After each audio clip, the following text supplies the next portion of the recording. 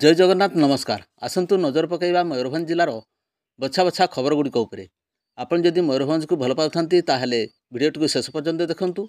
आउ चैनल को जो मैंने प्रथम कर आछंती सब्सक्राइब करंतु। आजिर प्रथम खबर बारिपदा रोटारी को आसला फ्रांस रु सहयोगर हाथ। बारिपदा रोटारी क्लब को विभिन्न उन्नतिमूलक कार्य को देखि सहयोगर हाथ बढ़ाई फ्रांस मानक सहर में रोटारी क्लब। मंगलवार फ्रांस रु आसथिबा 4 जन रोटारियान बारिपदा रोटारी रे विभिन्न प्रोजेक्ट को बुली देखा सहित नुआ जनहितकर प्रोजेक्ट लगी सहयोगर हाथ बढ़ाई। बारिपदा विभिन्न स्कूल सहित रघुनाथपुर स्थित कुष्ठाश्रम बेतना पंचायत रे चली जीवन जीविका मिशन रो प्रोजेक्ट बुली देखा पर आहरी अधिक से भली प्रोजेक्ट लगी आग्रह देखाई फ्रांस रोटारियान माने।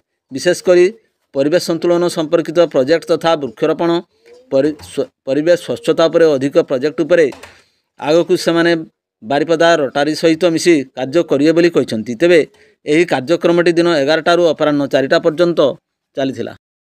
परवर्ती खबर रजाबसा निकट में गैस टैंकर को धक्का देला टैंकर स्थिति अनुधान कले तहसिलदार। मयूरभंज जिलार 49 नंबर जातीय राजपथ विषय थाना अंतर्गत रजाबसा निकट में दिवा 3 घटिका समय एक गैस टैंकर को एक टैंकर धक्का देवारू उभय गाड़ी क्षतिग्रस्त होता बेले गैस टैंकर को धक्का देथिबा टैंकरटी घटनास्थल चंपट मारी।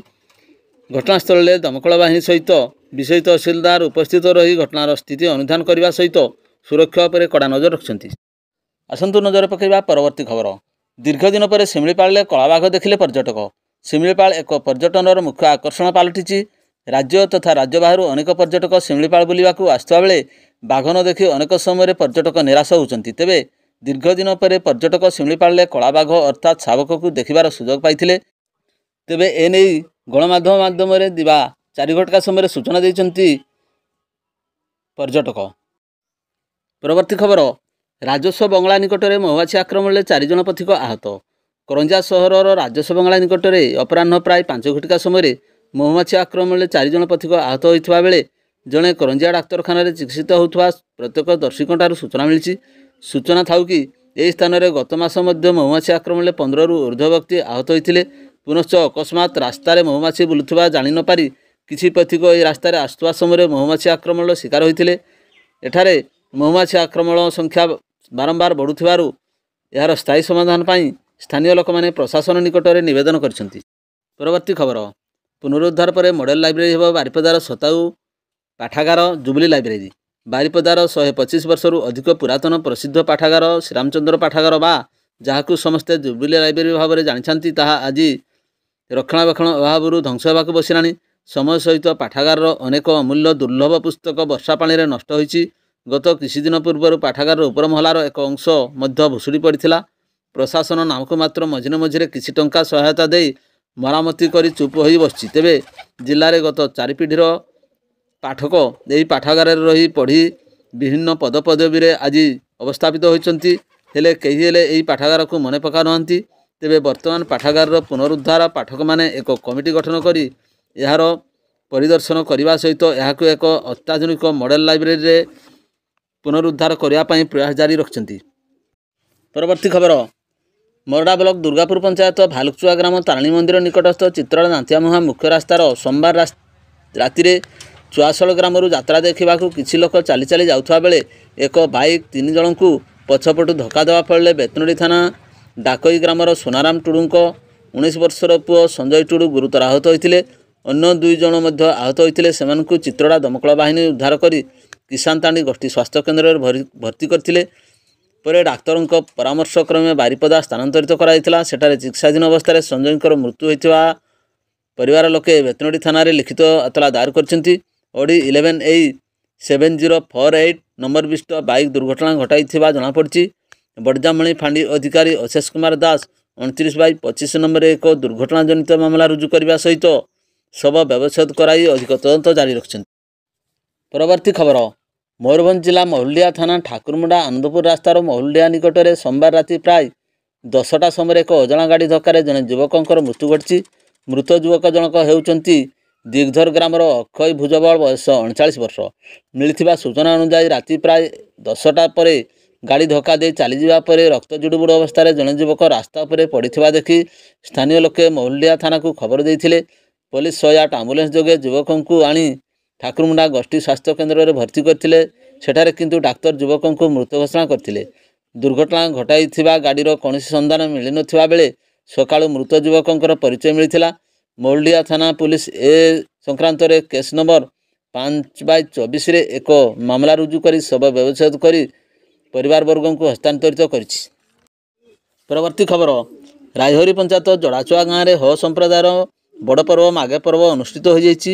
ଉତ୍ସବରେ ପ୍ରାୟ 15 ଗ୍ରାମର ମୁଖିଆ ଯୋଗ ଦେଇଥିଲେ। ସମ୍ମାନିତ ଅତିଥି ଭାବେ ଜିଲ୍ଲା ପରିଷଦ ସଭ୍ୟା ମୀନା ସୋରେନ ଯୋଗ ଦେଇ ଉତ୍ସବରେ ଉପସ୍ଥିତ ସମସ୍ତଙ୍କୁ ଶୁଭେଚ୍ଛା ଜଣାଇବା ସହ ପର୍ବର ସଫଳତା କାମନା କରିଥିଲେ। ସରପଞ୍ଚ ରାମଚନ୍ଦ୍ର ବେଶା, ଶିକ୍ଷକ ମଧୁସୂଦନ ମାଝୀ, ରମାକାନ୍ତ ଟୁଡୁ, ବାଇଦର ହାଁସଦା, ମଦନ ମୋହନ ପୂର୍ତ୍ତି, ଗୋପୀନାଥ ହେମ୍ବ୍ରମ, ବୁଧିନୀ ତିରିଆ, ଲେମ୍ବୁ ପୂର୍ତ୍ତି, ନାଇକେ ଲାଦୁରା, ବାନରା ପ୍ରମୁଖ ଯୋଗ ଦେଇଥିଲେ। ସୂଚନାଯୋଗ୍ୟ ଯେ ହୋ ସମ୍ପ୍ରଦାୟର ଲୋକମାନେ ତାଙ୍କର ଏହି ବଡ଼ ପର୍ବକୁ ଅତ୍ୟନ୍ତ ଉଲ୍ଲାସ ସହ ପାଳନ କରିଥାନ୍ତି। ମକର ସଂକ୍ରାନ୍ତି ପରେ ଜାହିରା ବାହାରେ ପୂଜା ପରେ ନାଚ ଗୀତ ଭୋଜି ଭାତର ଆସର ଜମିଥାଏ। ଭାଇଚାରା ଏବଂ ସୌହାର୍ଦ୍ଦ୍ୟରେ ଏହି ପର୍ବକୁ ସମ୍ପ୍ରଦାୟର ଲୋକମାନେ ସଭିଏଁ ମିଳିମିଶି ପାଳନ କରିଥାନ୍ତି। ପରବର୍ତ୍ତୀ ଖବର, ବାରିପଦା ଷ୍ଟେସନ ବଜାର କୃଷ୍ଣଚନ୍ଦ୍ର ଗୁଲେଇ ଅଭିମୁଖେ ଆସୁଥିବା ଏକ ବସ୍ ସନ୍ଧ୍ୟା 7:30 ସମୟରେ ଷ୍ଟେସନ ବଜାର ରାସ୍ତା ଦକ୍ଷିଣ ପାର୍ଶ୍ୱରେ ଥିବା ଜଗତ ସାଇକେଲ ଷ୍ଟୋର ନିକଟରେ ଭାରସାମ୍ୟ ହରାଇ ଅତର୍କିତ ଭାବେ ଦୁଇଟି ବିଦ୍ୟୁତ ଖୁଣ୍ଟକୁ ଧକ୍କା ଦେଇ ତାର ଛିଣ୍ଡିବା ସହିତ ଏକ ଅସ୍ଥାୟୀ ଦୋକାନ ଭିତରକୁ ମାଡ଼ି ଯାଇଥିଲା। କିନ୍ତୁ ଅସ୍ଥାୟୀ ଦୋକାନରେ ଥିବା 3 ଜଣ ଦୌଡ଼ି ପଳାଇବାରୁ ଅଳ୍ପକେ ବର୍ତ୍ତି ଯାଇଥିଲେ ଏବଂ ବସ୍ରେ ମଧ୍ୟ କେହି ଯାତ୍ରୀ ନଥିବାରୁ ଏକ ବଡ଼ ଅଘଟଣରୁ ମଧ୍ୟ ରକ୍ଷା ମିଳିଯାଇଥିଲା। ପ୍ରତ୍ୟକ୍ଷଦର୍ଶୀଙ୍କଠାରୁ ମିଳିଥିବା ସୂଚନା ଅନୁଯାୟୀ ଦୁର୍ଘଟଣା ହେବା ମାତ୍ରେ ବିଦ୍ୟୁତ ସଂଯୋଗ ବିଚ୍ଛିନ୍ନ ହୋଇଯାଇଥିଲା। ବସ୍ ଚଳାଚଳ ଚାଳକ ଘଟଣାସ୍ଥଳରୁ ଫେରାର ହୋଇଯାଇଛି। ଏହି ଖବର ପାଇ ଟାଉନ ପୋଲିସ ଓ ବାରିପଦା ଅଗ୍ନିଶମ ବିଭାଗ ଘଟଣାସ୍ଥଳରେ ପହଞ୍ଚି ପରିସ୍ଥିତି ଅନୁଧ୍ୟାନ କରିବା ସହ ଘଟାଇଥିବା ବସ୍ ଆନନ୍ଦକୁ ଜବତ କରିଛି ପୋଲିସ। ପରବର୍ତ୍ତୀ ଖବର, ମୟୂରଭଞ୍ଜ ଜିଲ୍ଲାରେ 2024-25 ମସିହାରେ ନ୍ୟାସନାଲ କ୍ୱାଲିଟି ଆସୁରାନ୍ସ ଷ୍ଟାଣ୍ଡାର୍ଡ ସାର୍ଟିଫିକେସନରେ ପ୍ରଥମ ଥର ପାଇଁ ସ୍ୱୀକୃତି ପାଇଥିବା 4ଟି ଉପକେନ୍ଦ୍ର ମଧ୍ୟରୁ ରଙ୍ଗାମାଟିଆ ଗୋଷ୍ଠୀ ସ୍ୱାସ୍ଥ୍ୟକେନ୍ଦ୍ର, 3ଟି ଉପକେନ୍ଦ୍ର କରଞ୍ଜିଆ, ଜଗନ୍ନାଥପୁର ଏବଂ ଟିକରପଡ଼ା ଏବଂ ରାସଗୋବିନ୍ଦପୁର ଗୋଷ୍ଠୀ ସ୍ୱାସ୍ଥ୍ୟକେନ୍ଦ୍ରର ଗୋଟିଏ ଉପକେନ୍ଦ୍ର ଚାକୁଳିଆ ଅନ୍ତର୍ଭୁକ୍ତ।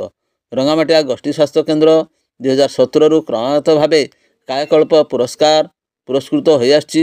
2023-24 ମସିହାରେ ଟିକରପଡ଼ା ଉପସ୍ୱାସ୍ଥ୍ୟକେନ୍ଦ୍ର କାୟାକଳ୍ପ କାର୍ଯ୍ୟକ୍ରମରେ ଜିଲ୍ଲାର ପ୍ରଥମ ସ୍ଥାନ ଅଧିକାର କରି ପୁରସ୍କୃତ ହୋଇଥିଲା। କାର୍ଯ୍ୟକ୍ରମରେ ମଧ୍ୟ 2022-23 ମସିହାରେ ସ୍ୱାସ୍ଥ୍ୟକେନ୍ଦ୍ର ପକ୍ଷରୁ ଟିକରପଡ଼ା ଏବଂ ଗୋଷ୍ଠୀ ସ୍ୱାସ୍ଥ୍ୟକେନ୍ଦ୍ର ପକ୍ଷରୁ ରଙ୍ଗାମାଟିଆ ଗୋଷ୍ଠୀ ସ୍ୱାସ୍ଥ୍ୟକେନ୍ଦ୍ର ପ୍ରଥମ ସ୍ଥାନ ଅଧିକାର କରି ପୁରସ୍କୃତ ହୋଇଥିଲା।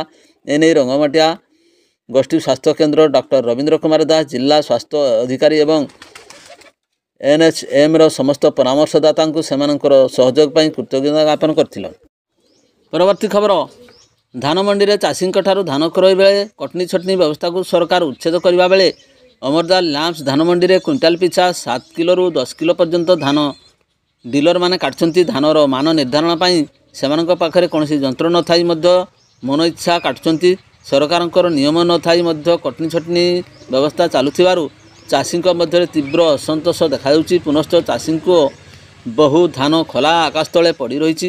ଚାଷୀଙ୍କ ବିଶ୍ରାମ ଏବଂ ପାନୀୟ ଜଳର ବ୍ୟବସ୍ଥା ନଥିବାରୁ ସେମାନେ ବହୁ ଅସୁବିଧାର ସମ୍ମୁଖୀନ ହେଉଛନ୍ତି।